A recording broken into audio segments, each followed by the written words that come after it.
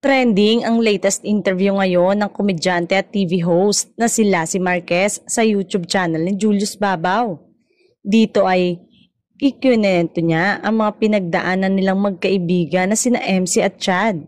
Malaki daw ang pasasalamat ng komedyante sa mga kaibigan. Ayon pa dito, si Chad ang naging utak ng kanilang grupo na tinatawag ngayon na Bex Battalion na ngayon ay gumagawa ng ingay sa vlogging community. Yun ang ipinagpapasalamat ko sa kanya na bago mag-pandemic, inintroduce niya kami sa bagong mundo sa YouTube. Siya rin ang nagsabi na kumuha tayo ng Bex Battalion na bahay. Maging kay MC na matagal niya nang kasama, noon pa sa mga audition ay hindi siya nito iniwan.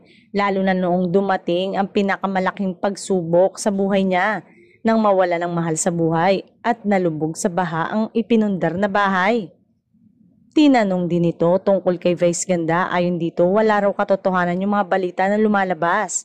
Nag-usap pa raw sila ni Vice, hindi raw totoong magkagalit. Dagdag pa nito, parang sa magkakaibigan, dumadaan talaga sa mga pagsubok, ang importante daw ay in the end of the day ay magkakaayos.